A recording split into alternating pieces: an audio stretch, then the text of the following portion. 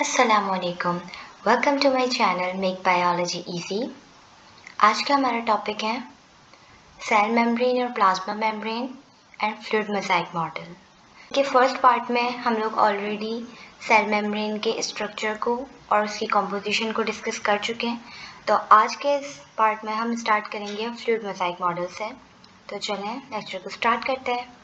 But before moving on to the lecture, अगर आपने अब तक मेरे चैनल को सब्सक्राइब नहीं किया है so please subscribe to my channel, like my video and share it with your friends as well. Now let's start the lecture.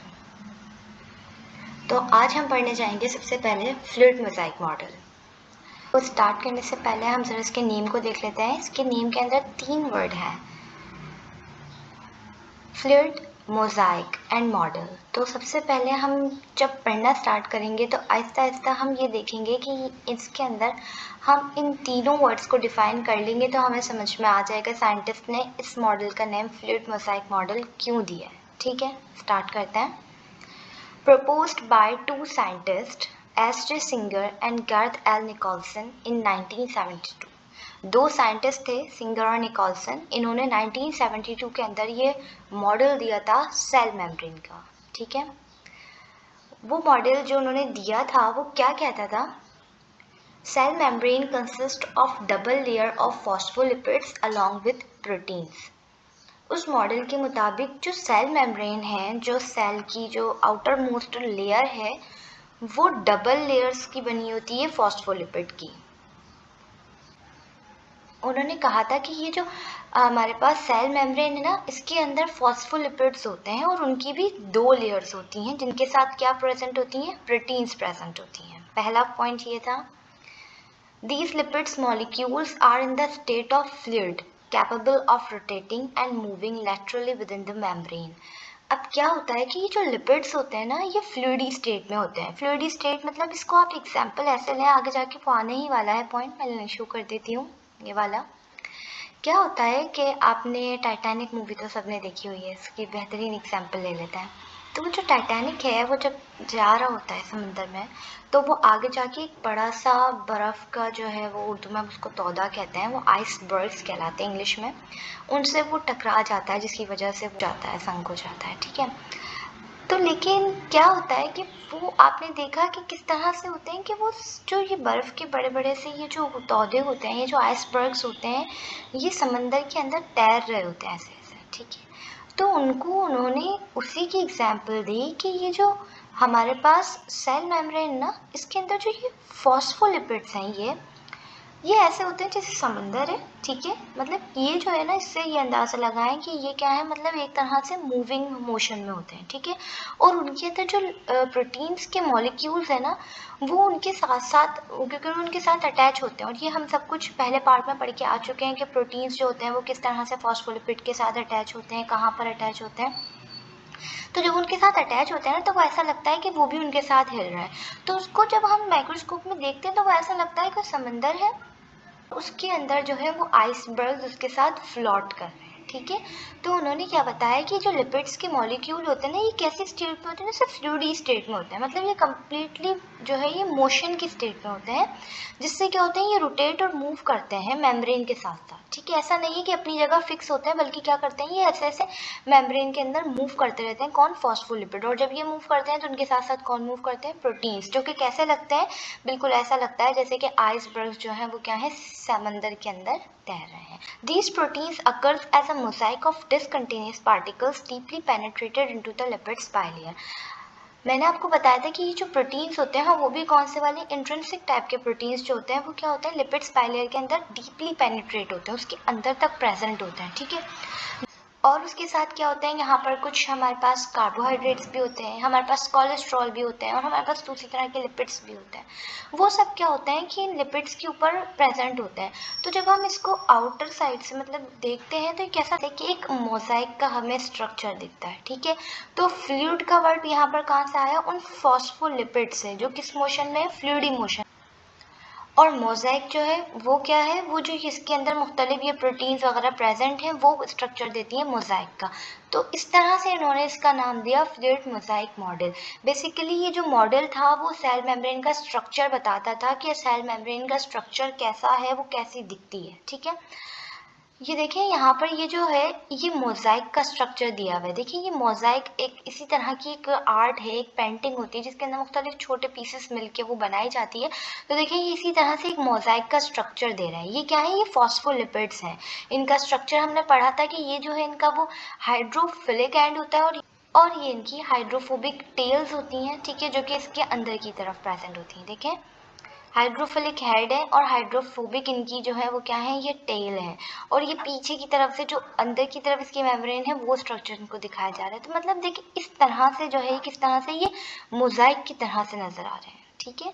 तो इसलिए इसमें इस मॉडल का नाम इन्होंने क्या रखा था, फ्लूइड मोज़ाइक मॉडल नाम रखा था। क्यों? क्योंकि इसके अंदर जो फॉस्फोलिपिड्स है वो कम्प्लीटली मोशन में है और उसका स्ट्रक्चर, क्योंकि इसके अंदर दूसरे कंपोनेंट्स प्रेजेंट हैं like protein, carbohydrates and cholesterol वगैरह, जिसकी वजह से वो कैसा लुक देता है, एक मोज़ाइक की तरह से। तो उन्होंने उसको फ्लूइड मोज़ाइक मॉडल बोला था, ठीक है। अब उसके बाद ये स्ट्रक्चर हम लोग ऑलरेडी पढ़ चुके हैं सेल मेम्ब्रेन का। हमने कॉम्पोजिशन भी देख ली थी। कॉम्पोजिशन में हमारे पास 3 चीज़ें थी, जिसमें एक पहला लिपिड्स थे जो फॉस्फोलिपिड टाइप के होते हैं, जिसका मैंने अल्ट्रा स्ट्रक्चर भी आपको दिखाया था। उसके बाद हमने प्रोटीन्स पढ़ी थी कि प्रोटीन्स भी हमारे पास 2 तरह की होती हैं, इंटीग्रल प्रोटीन्स और पेरिफेरल प्रोटीन्स होती हैं। और तीसरे हमारे पास कोलेस्ट्रॉल या दूसरे कंपोनेंट्स होते हैं जो कहाँ प्रेजेंट होते हैं, हमारे फॉस्फोलिपिड के साथ। फिर उसके बाद हमने ये डायग्राम को अच्छे से रीड आउट किया था कि इसमें क्या चीज़ कहाँ पर प्रेजेंट है। और अब आज हम स्टार्ट करेंगे सेल मेम्ब्रेन की ट्रांसपोर्ट, कि मैं सेल मेम्ब्रेन में ट्रांसपोर्ट किस तरह से होती है। देखिए सेल मेम्ब्रेन क्या है, सेल जो है ना उसका दरवाज़ा है, एक तरह से ऐसे सोच लें। हम घर है, एक घर होता है ना, उसके अंदर बाहर जाने के लिए दरवाज़ा होता है, ठीक है, एक डोर होता है। आपको लाजमी उसको पास करना होता है, तभी आप घर से अंदर जा सकते हो, बाहर आ सकते हो, ठीक है। तो इसी तरह से समझ लें कि जो सेल मेम्ब्रेन है ना, ये भी क्या है, सेल का दरवाज़ा है। हर चीज़ जो भी सेल के अंदर आएगी या सेल से बाहर जाएगी, उसको किसको क्रॉस करना है, उसको सेल मेम्ब्रेन को लाजमी क्रॉस करना होता है। और हमारी सेल मेम्ब्रेन कैसी होती है, सिलेक्टिवली परमिएबल होती है। वो सिलेक्टिवली जो चीज़ें होती हैं उसमें से पास आउट हो सकती हैं और कुछ चीज़ें जो नहीं चाहिए वो नहीं होती हैं। तो इसी तरह से ये क्या कहलाती है, ये ट्रांसपोर्ट कहलाती है। अब ये हमारे पास सेल मेम्ब्रेन की जो ट्रांसपोर्ट है ना, मतलब वो चीज़ें जो सेल के अंदर बन रही हैं उनका बाहर जाना, और वो दूसरी चीज़ें जिनको सेल के अंदर आना है, जैसे कि कार्बन डाइऑक्साइड है या ऑक्सीजन है। अगर एनिमल सेल है तो उसके अंदर कार्बन डाइऑक्साइड को बाहर जाना है, ऑक्सीजन को अंदर आना है सेल के। तो ये तमाम चीज़ें जो है वो ट्रांसपोर्ट हो रही हैं, ठीक है। अंदर वाली बाहर जाएंगी, बाहर वाली अंदर आएंगी। तो ये सब जो है वो 2 तरह से होती हैं, एक होती है पैसिव ट्रांसपोर्ट और दूसरी होती है एक्टिव ट्रांसपोर्ट, ठीक है। तो अभी सबसे पहले हम देखेंगे पैसिव ट्रांसपोर्ट को। पैसिव ट्रांसपोर्ट के अंदर भी हमारे पास मुख्तलिफ कैटेगरीज होती हैं। तो पहली हमारे पास है डिफ्यूजन। ऐसे प्रोसेस को कहते हैं जिसके अंदर क्या होता है कि जैसे एक जगह अगर ज़्यादा तादाद में कोई चीज़ प्रेजेंट है, उसका मूव करना दूसरे साइड पर जहाँ पर वो कम मौजूद है, ठीक है।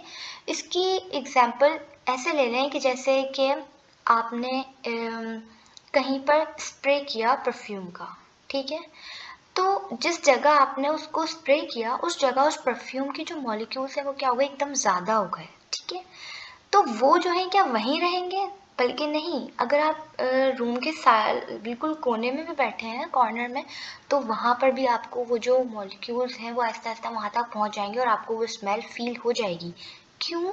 क्योंकि जहाँ अगर आप कॉर्नर में बैठे थे एक एंड पे, तो उधर की तरफ जो है वो मॉलिक्यूल्स प्रेजेंट नहीं थे, इधर ज़्यादा हो गए थे। तो वो क्या करेंगे, वो आहिस्ता आहिस्ता उस तरफ मूव करेंगे जहाँ पर उनकी कॉन्सेंट्रेशन कम है। तो ये प्रोसेस कहलाता है डिफ्यूजन का। तो ट्रांसपोर्ट जो है सेल मेम्ब्रेन के अंदर, वो पैसिव ट्रांसपोर्ट में पहली हमारे पास कौन सी है, डिफ्यूजन। जिसमें क्या होता है कि मूवमेंट होती है मॉलिक्यूल्स की, कहाँ से, जहाँ पर उनकी हायर कंसंट्रेशन है वहाँ से लोअर कंसंट्रेशन की तरफ।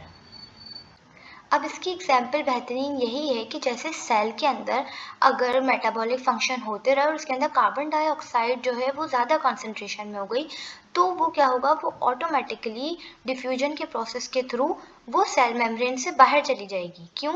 क्योंकि सेल के अंदर जो है उसकी कॉन्सेंट्रेशन अब ज़्यादा हो गई और बाहर कम है, तो वो डिफ्यूजन के प्रोसेस के थ्रू सेल के बाहर मूव कर जाएगी। दूसरी बात, पैसिव ट्रांसपोर्ट वो ट्रांसपोर्ट्स, इसके अंदर जो भी हम पढ़ेंगे डिफ्यूजन या भी जो दूसरी भी आगे आ रही हैं, ये सब जो होती हैं वो बगैर एटीपी के यूज़ की होती हैं, बगैर किसी भी एनर्जी के यूज़ की होती हैं। ठीक है, सेल की जो एनर्जी है वो एटीपी होती है। ये हम आगे आने वाले लेक्चर्स के अंदर इसको अच्छे से कवर करेंगे, लेकिन अभी आप लोग जस्ट इतना समझें कि एटीपी जो है ना वो सेल की एनर्जी है। ठीक है, वो एनर्जी करेंसी है, वो एटीपी खर्च करता है सेल तो उसको एनर्जी मिलती है। ठीक है, तो यहाँ पर पैसिव ट्रांसपोर्ट के अंदर एटीपी का यूज़ नहीं होता है। ठीक है, बगैर एटीपी के यूज़ के जो है जो ट्रांसपोर्ट होती है वो पैसिव ट्रांसपोर्ट होती है, जिसमें पहला हमने पढ़ा डिफ्यूजन, यानी कि movement of molecule from the region of higher concentration, यानी कि जहाँ पर उनकी ज़्यादा कंसंट्रेशन है वहाँ से वो मूव करेंगे कहाँ पर, जहाँ पर उनकी कंसंट्रेशन लो है। पैसिव ट्रांसपोर्ट के अंदर नेक्स्ट है हमारे पास ऑस्मोसिस।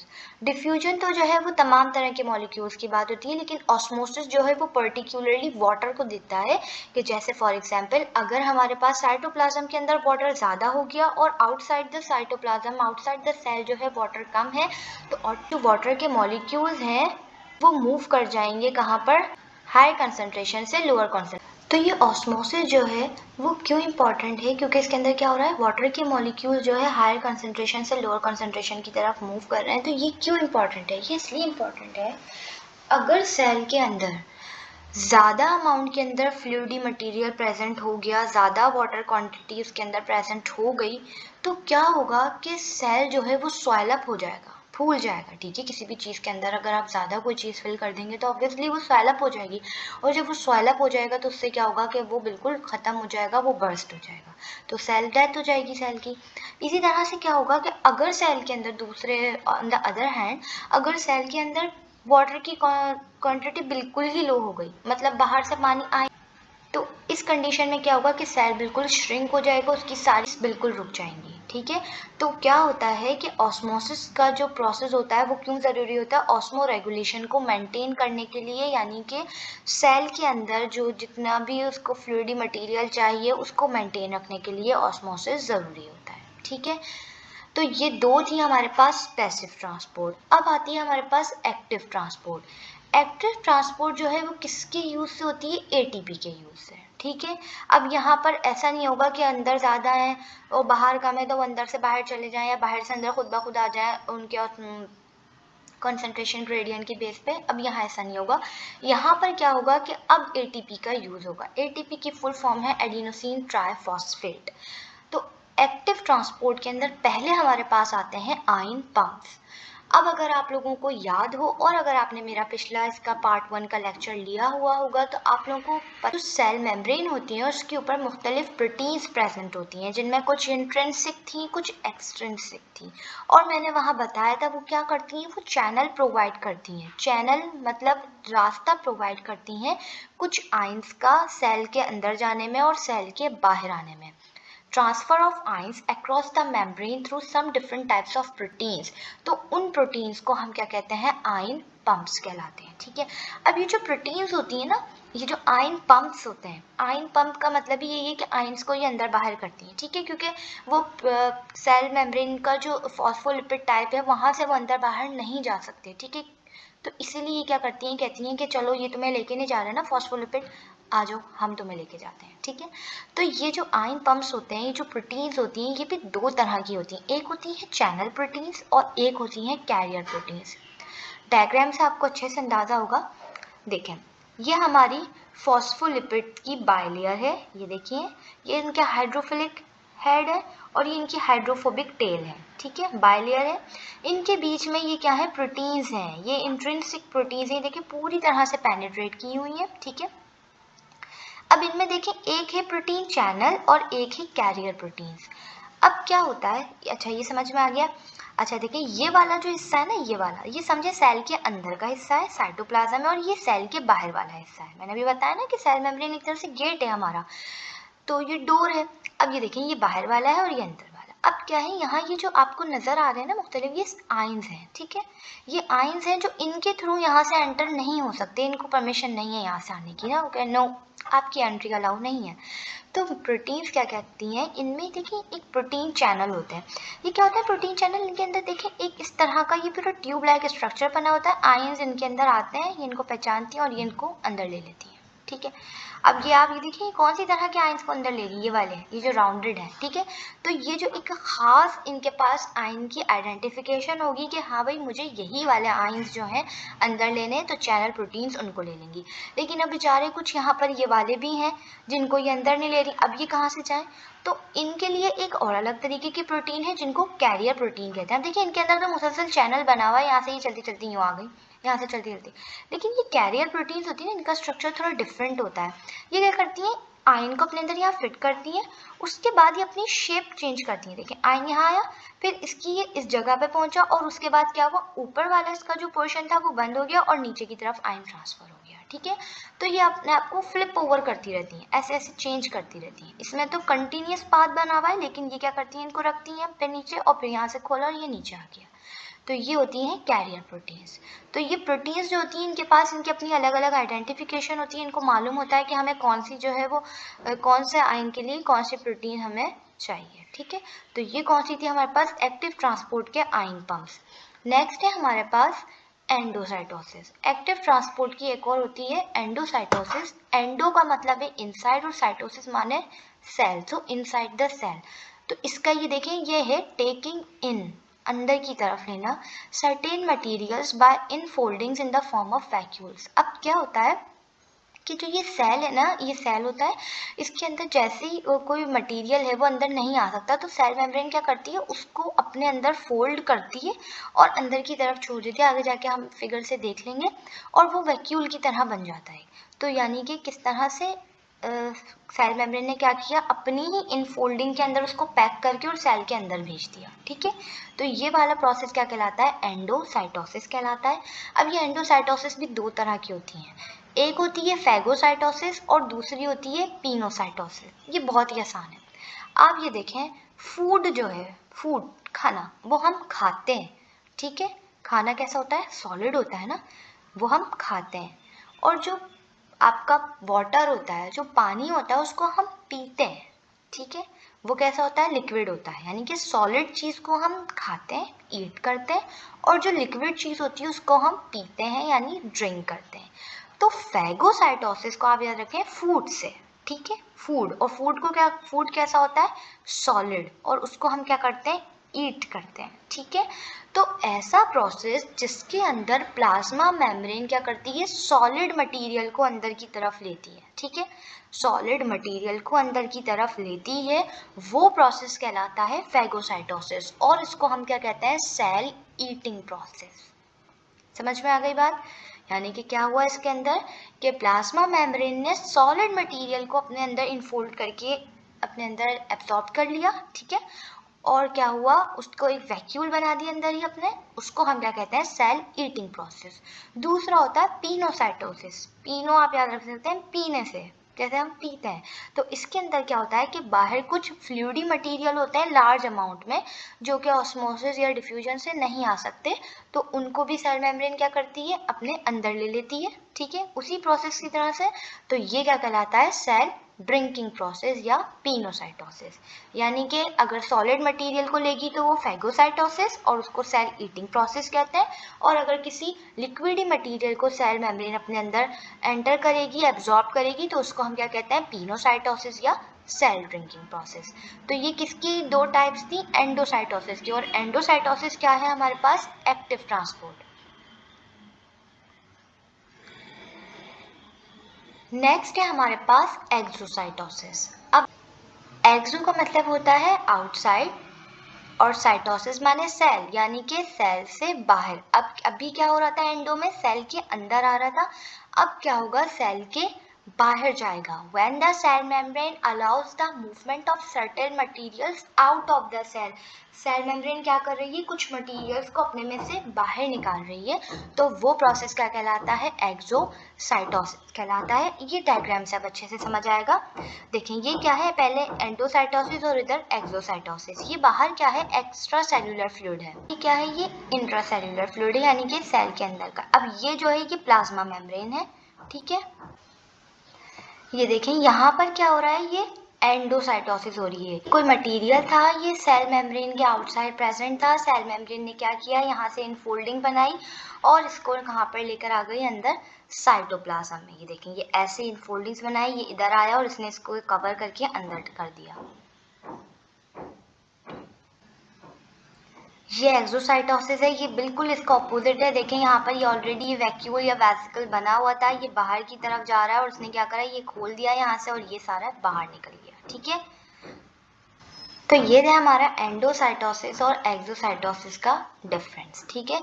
तो ये हमने क्या पढ़ी, अभी हमने ट्रांसपोर्ट पढ़ ली, जिसमें हमने दो तरह के ट्रांसपोर्ट पढ़ी हैं, एक पढ़ी एक्टिव और दूसरी पढ़ी पैसिव।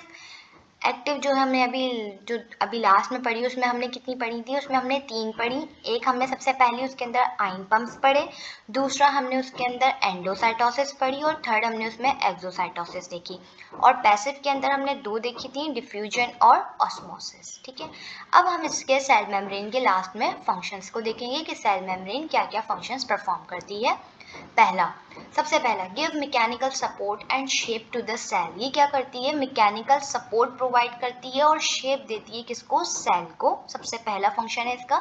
क्योंकि देखें आप लोग, सेल मेम्ब्रेन जो उसकी गिर्द होती है उसकी वजह से क्या है, साइटोप्लाज्म एक शेप में है और एक उसको सपोर्ट मिली हुई है सेल को, अदरवाइज तो वो तो बिल्कुल ही स्कैटर्ड हो जाता, कोई उसकी शेप ही नहीं होती, कुछ भी नहीं होता, तो ठीक है। तो वो क्या करती है, मैकेनिकल सपोर्ट और शेप प्रोवाइड करती है सेल को। प्रोटेक्ट द साइटोप्लाज्म, साइटोप्लाज्म को प्रोटेक्ट करती है आउटसाइड द इन्वायरमेंट से, ठीक है। उसको जो है बचा के रखती है हार्मफुल सब्सटेंसेस से, ठीक है, क्योंकि वो क्या है, सिलेक्टिवली परमिएबल है। नेक्स्ट पॉइंट में देखें, regulation of solute exchange through the membrane. क्या जो प्रोडक्ट्स मेटाबॉलिक प्रोसेस के थ्रू इनसाइड द सेल बनती हैं या दूसरे सेल्स में बनती हैं, उनको अंदर बाहर जाना होता है, तो वो सब उनका रेगुलेशन कौन करवाती है, सेल मेम्ब्रेन करवाती है। आइडेंटिफिकेशन ऑब्वियसली प्रोटेक्ट साइटोप्लाज्म को किस तरह से करती है, इसी तरह से करती है ना कि ये कोई भी जो बाहर से आ रहा है उसको पहले आइडेंटिफाई करती है कि भाई तुम हमारे अंदर आ सकते हो या नहीं, तो आप हमारे बुलाए हुए गेस्ट हो या बिन बुलाए मेहमान हो। तो इसी तरह से क्या करती है कि ये एक तरह से आइडेंटिफिकेशन प्रोवाइड करती है कि कौन सी चीज़ इसके थ्रू पास हो सकती है, कौन सी चीज़ इसके थ्रू पास नहीं हो सकती है, ठीक है। तो ये कुछ बेसिक फंक्शंस थे जो कौन परफॉर्म करती है, सेल मेम्ब्रेन परफॉर्म करती है। तो ये था हमारा आज का पूरा लेक्चर, जो कि मैंने 2 पार्ट्स के अंदर डिवाइड किया था, इसीलिए ताकि हम सेल मेम्ब्रेन से रिलेटेड ईच एंड एवरीथिंग अच्छे से समझ लें। और मैं ये ही उम्मीद करती हूँ कि मेरे इन दोनों लेक्चर के बाद इंशाल्लाह आपको ये टॉपिक बहुत अच्छे से समझ में आ गया होगा। But still if you have any curies and question, so comment section is all open for you. मुझसे कुछ भी आपका क्वेश्चन हो तो आप पूछ सकते हैं। और इसके अलावा जो है अब नेक्स्ट वीडियोस जो है हमारी सेल की जो अदर हमारे पास अब स्ट्रक्चर है, वो हमारे पास अब न्यूक्लियस आएगा। तो इंशाल्लाह नेक्स्ट लेक्चर जो होगा वो हमारा न्यूक्लियस से रिलेटेड होगा। तो आप लोग मेरे साथ ही रहिएगा, और if you haven't subscribe to my channel, please channel को ज़रूर सब्सक्राइब कीजिएगा। अल्लाह हाफिज़।